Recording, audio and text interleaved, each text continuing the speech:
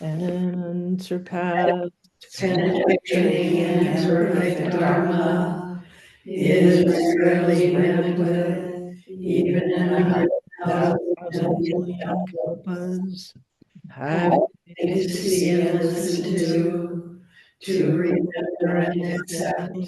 I vow to taste the truth of the right. So, hello everyone again, and thank you.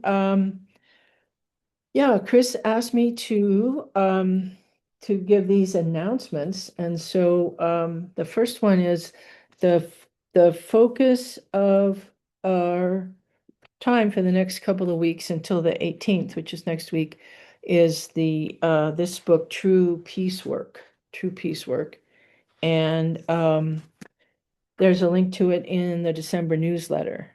And Chris will be back next week, and when Debbie and Marianne will be collaborating together, giving talks. And I think on next Thursday, the 18th, Marianne and Chris are going to be offering more of a solstice ceremony, at least concluding with solstice ceremony and a service. And then Dharmhart Zen will not be meeting the next 2 weeks, the 22nd and the 29th, for the holidays, and we'll be back in action on January 8th. And also look for the year-end newsletter, which is coming out soon. So that's all happening. And so when Chris asked us each to give some talks from this book, I didn't have the book. And so I just kind of randomly I looked at the table of contents and I said, oh, there's a Zenju Earthland Emmanuel had done an article. I'll do that one. So I found a copy of the book and got it.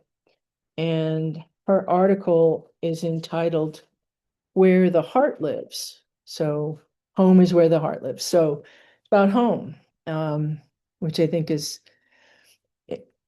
interesting and maybe very timely in a way. And so she wrote this 2018 and pretty prophetic. So the first uh, the first paragraph says, in November 2016, America and the rest of the world were stunned when a candidate whose platform included harming immigrants and discriminating against certain citizens won the presidency. When I learned that he'd been voted in, my heart sank, realizing that America had become even less of a place I can call home. Many of us have been living under a constant threat of harm for decades. Now, the blatant hatred ignored by so many others could no longer go unacknowledged. Many would recognize and join in this sense of homelessness, and so, it's turned out to be kind of a heavy chapter, I must say. And I just want to acknowledge that many of us in the Sangha are dealing with loss of spouses, with grief. Um, myself, my family's looking at selling the family home of 50 years, um, beloved pets, spouses. And plus it's the season when we're all supposed to be happy and joyful, so that makes it extra difficult. Um, and so this sense of homelessness and how we find home is um, I think it's important right now. Um, so she goes on to say, in spiritual community, well, and I guess to follow up to finish that thought is that as Rachel said in her beautiful talk at the end of the Shuso ceremony, that many of us are unmoored, like losing spouses or losing. It's like being unmoored, and I feel like we're collectively unmoored in this country. Um, with all that's going on with ICE and immigration, and there's just like this sort of collective grief happening. So maybe it is a good time to really think about how we find sanctuary, how we find our home, you know, inner home, outer home. So in spiritual she goes on to say, in spiritual communities, especially Buddhist ones, the teachings on finding home are profound, but they often leave out the experiences of those who are dehumanized in their own homeland.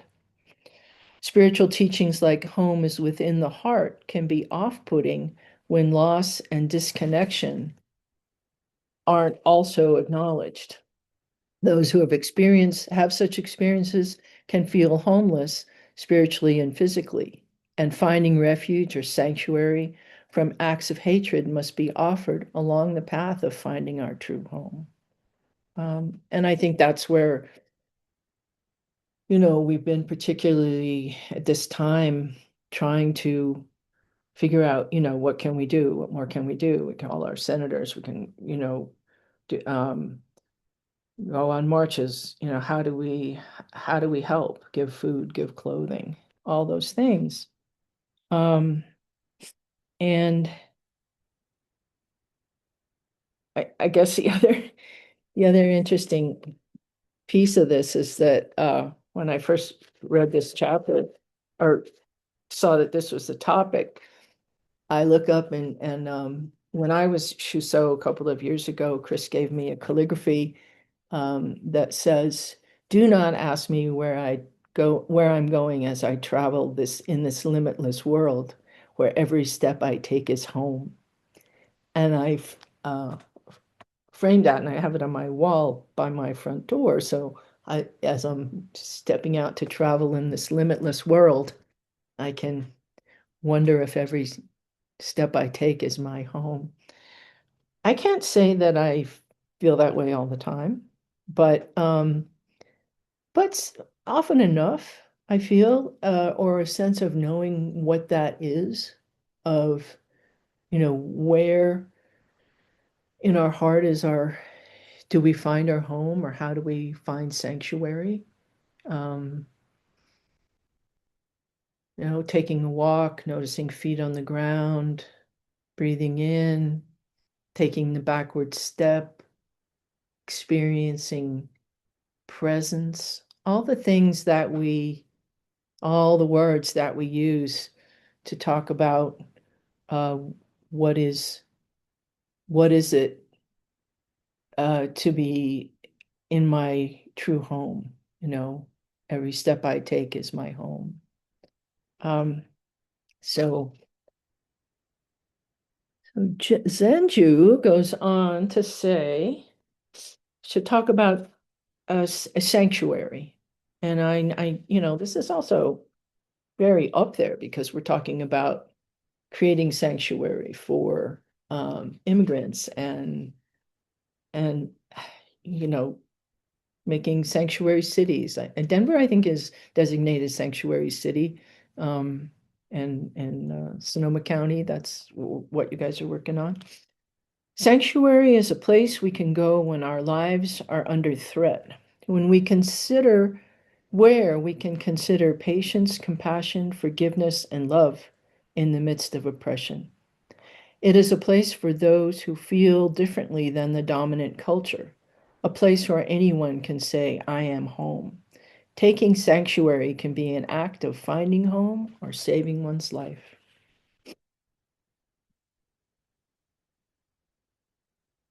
So he says, she goes further.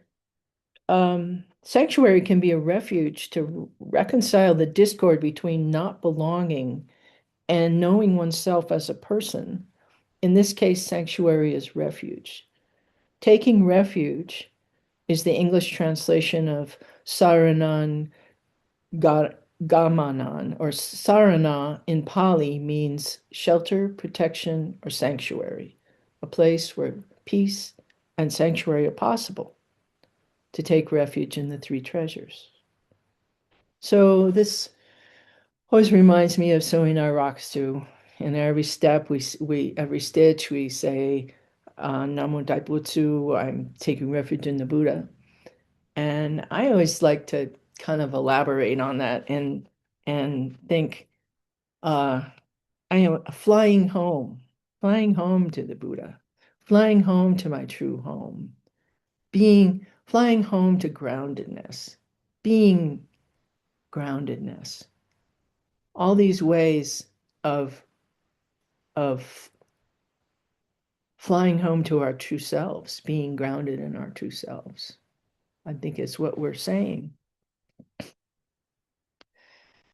She goes on to say, creating a sanctuary takes imagination, trust, and determination. But it first takes the courageous thought that homelessness need not be endured. We begin by envisioning ways to foster resiliency and learn how to be well while resisting injustice. We see and hear those around us who might need protective sanctuary.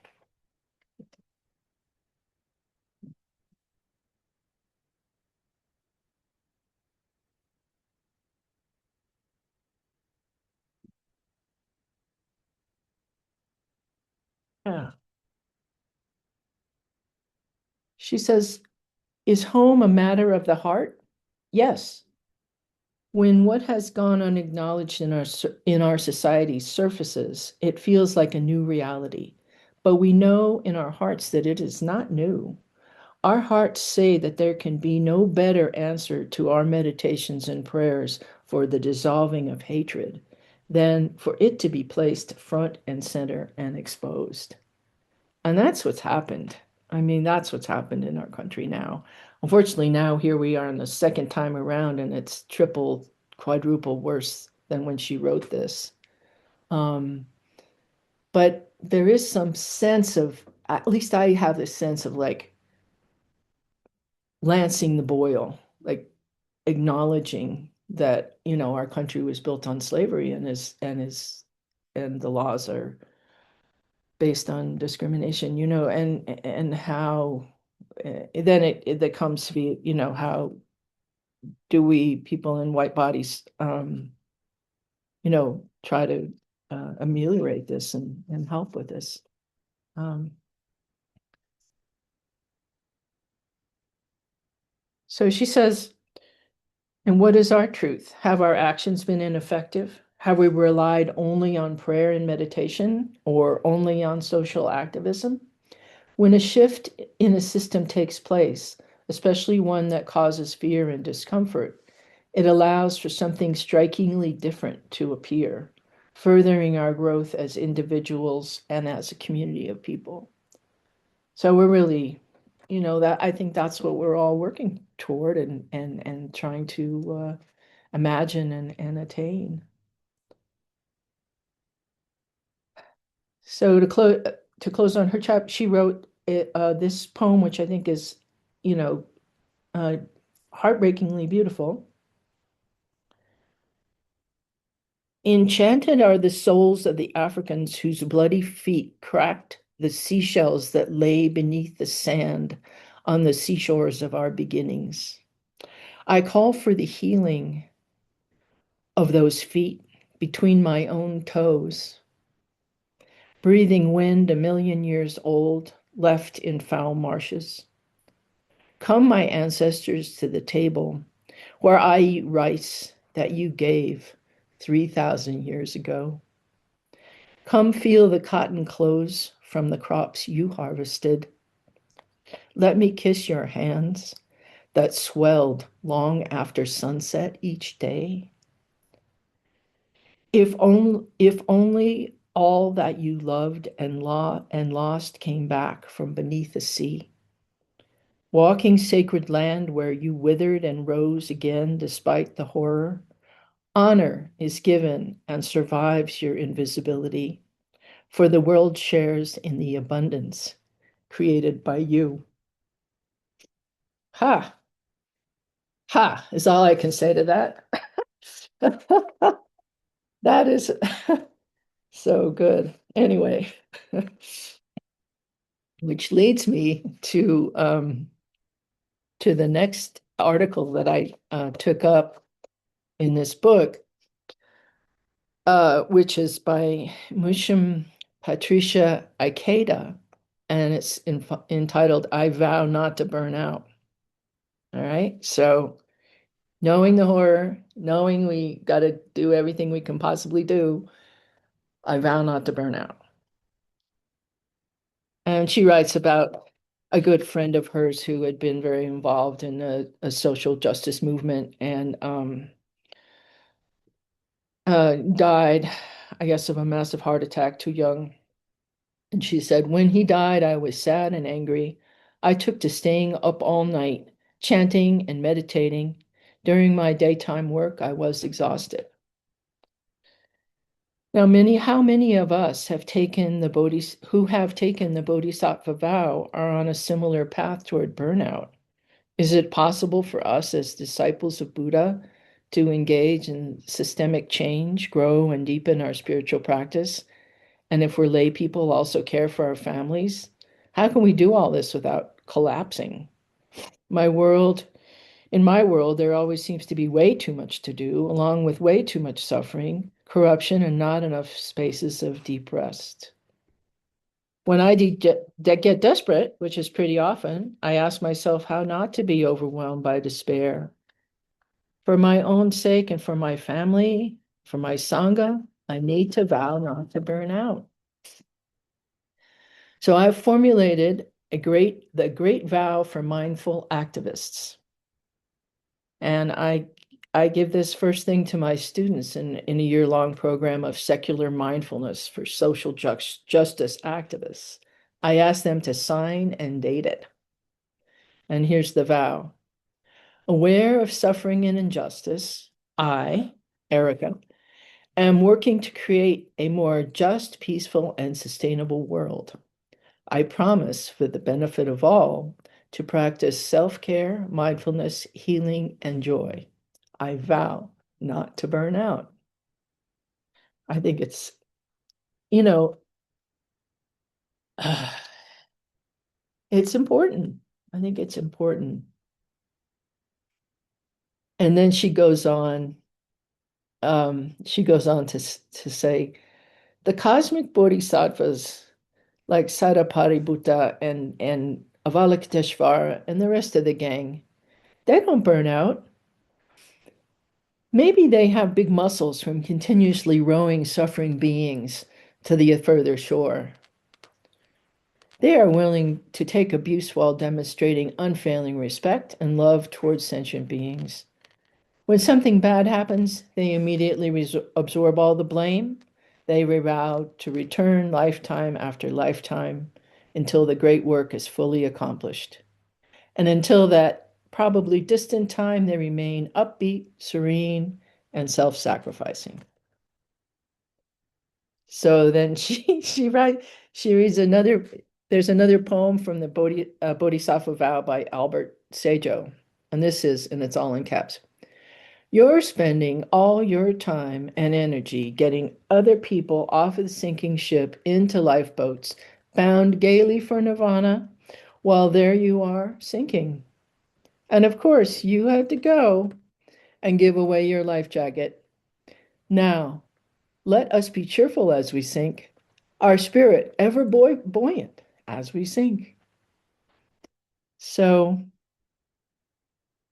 maybe it doesn't pertain to all of us, but I think it's very important in this time to to remember and reflect on self-care. Um, and especially in this season. Um, She writes, healing, rest, self-care, restorative justice, restorative yoga, trauma-informed dynamic mindfulness, compassion, love, community healing. These are all words I hear every day within spiritual activist forums, from people embodying the Bodhisattva vow to save all beings. And we're a culture where it's kind of never enough. Like, are we doing enough? Are we practicing hard enough? Have we deepened our practice enough? Are we in, are we saving the world enough? My son recently suggested that I take a year off from saving the world, which probably very good advice. Um, but when you look at it, of course, the world's not, you look at the news, we have no time to. So it's important, I think, to to look at our what is sanctuary for us? What is our how do we accomplish the self-care? What is our balance between being bodhisattvas in the world and nurturing our own spirits and beings, So I just want to reflect on that. Um, and I think it's just important to to inspire ourselves to remind that we're doing um, you know, remind ourselves that to maybe dwell on what we are doing rather than what we might be, could be, should be, would be, thought we should be doing. Um, and give ourselves a little hug and pat on the back for that. Um, and inspire the confidence in ourselves that just being that we're enough. Um, yeah. So I was contemplating all of this and happened to find Dharma wisdom in my grocery bag earlier this week. So natural grocers right here. Um, Natural grocers uh, says that we should take the Ladybug Love Pledge. And I love it when you find Dharma teaching on the side of your grocery bag. So it says, the beauty of our ecosystem is most vibrant in its connectedness. The animals, the plants, the oceans, all of it, from insects to birds to our food supply, is harmoniously dependent on one another. The intricacy of connection means that the decline of any piece can have a ripple effect so impactful that we can't predetermine the consequences. We can, however, take note of correlating factors and starting in our own backyard and begin to make a difference. So they say join us by pledging the Ladybug Love Pledge. And so I went online and signed up, and the Ladybug Love Pledge, I'll read it to you right now, um, is I pledge to never use chemicals that harm ladybugs or other beneficial insects on my lawn or garden and to support 100% organic produce. So that's great. I've been, unbeknownst to myself, I've been involved in the Ladybug Love Pledge for years now. So we can just add it to the list of wonderful things that we're doing, that we're doing for the planet. And further, the further they have ladybug fun facts. Now, one is how many pesky insects can a ladybug devour in its lifetime? 5,000. And how to attract ladybugs. Attract local ladybugs to your garden by giving them water and a hiding place, like beneath the oregano and thyme. Love your ladybugs? Build them a house. A little wooden box with holes and include a treat like a raisin to invite them in. So I found that very inspiring, and I think I might build a ladybug house. I think it would be a nice thing to do.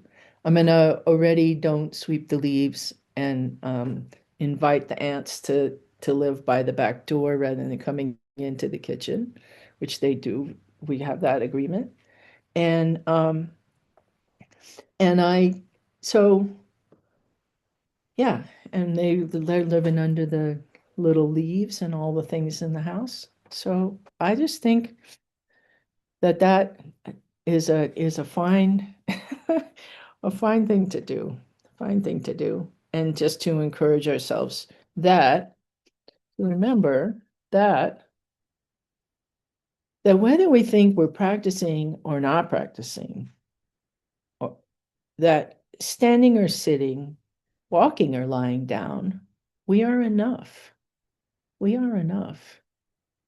Standing or sitting, walking or lying down, we are enough. Yeah.